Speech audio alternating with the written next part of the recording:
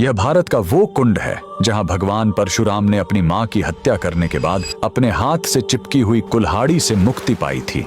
यह कहानी है महान ऋषि जमदग्नि और उनकी पत्नी पतिव्रता रेणुका की। कहते हैं रेणुका हर दिन नदी से कच्चे घड़े में पानी लाती थीं और उनके सतीत्व के बल से वह घड़ा टूटता नहीं था। उनके 5 पुत्र थे जिनमें सबसे छोटे थे विष्णु अवतार परशुराम। एक दिन रेणुका ने नदी में कुछ गंधर्वों स्वर्ग के संगीतकार को जल क्रीड़ा करते देखा। उन्हें देखकर एक पल के लिए उनका मन मोह में पड़ गया और उसी क्षण उनके सतीत्व का बल टूटा और कच्चा घड़ा टूट गया। जब वो आश्रम लौटी तो ऋषि जमदग्नि ने अपने योग बल से जान लिया कि उनका मन भटक गया था। वो इतने क्रोधित हुए कि उन्होंने अपने पुत्रों को आज्ञा दी, अपनी मां का वध कर दो। जब चारों बड़े भाइयों ने मना कर दिया तो क्रोधित पिता ने उन्हें तुरंत पत्थर बन जाने का श्राप दे दिया। इसके बाद परशुराम ने पिता की आज्ञा को अपना धर्म समझा। उन्होंने भारी मन से अपनी कुल्हाड़ी उठाई और अपनी ही मां का सिर धड़ से अलग कर दिया। उनकी आज्ञाकारिता से प्रसन्न होकर जमदग्नि ने वरदान मांगने को कहा। परशुराम ने तुरंत अपनी मां को फिर से जीवित करने और साथ ही पत्थर बन चुके अपने चारों भाइयों को भी मुक्त करने का वर मांग लिया। सब फिर से जीवित हो गए, मानो कुछ हुआ ही ना हो। लेकिन कहानी यहीं खत्म नहीं हुई।